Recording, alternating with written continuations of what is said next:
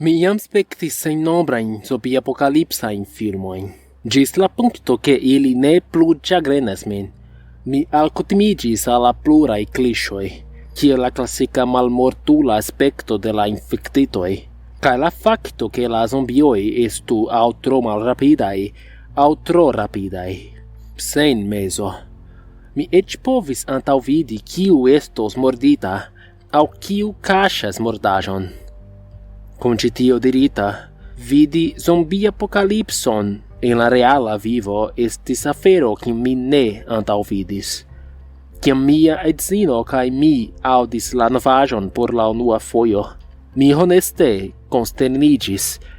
Ne nur ĉar tio vere okazis, sed ĉar estis neniu kaoso en vido, neniu videaĵo de zombio, neniu panika aŭdaĵo. Nur texto, ekapero de zombia malsano konfirmita, detaloj dirotaj. Kio estas eĉ pli malbona estas ke tio okazis en urbeto apud ni, kaj nia 21-jaraĝa filo ankoraŭ ne revenis de siaj semajnaj iroj al la butikcentro. Do imagu mian trankviliĝon, kiam mi telefonis kaj aŭskultis mian filon diri ke ĉio estis en ordo tie kie li estis kaj diri, post kiam mi donis la novaĵon, ke li hejmeniros tuj.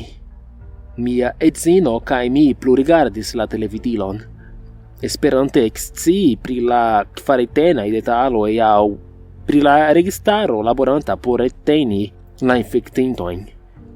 Tio, kion ni ne atendis, tamen, estis nekredeble neklara ĝisdatigo. Diru al mi kiel mi reagu, kiam la novaĵoj montras nur tekston. La aŭtoritatoj konsilas al la civitanoj resti hejme kaj konservi distancon inter ĉiu homo ĉirkaŭe. Ni komencis konjekti kion tio povas signifi. Se ni jam estis barikataj en nia propra domo, kial ni konservu distancon inter la aliaj? Ĉu ni ne vidos ĉu iu estas mordita aŭ iam estas zombio? Ĉu la viruso estas transdonita per aera aŭ fizika kontakto? Kaj se ĉio estis nur trompo, ni vere iĝis paranojaj kom ĉiu pasinta minuto.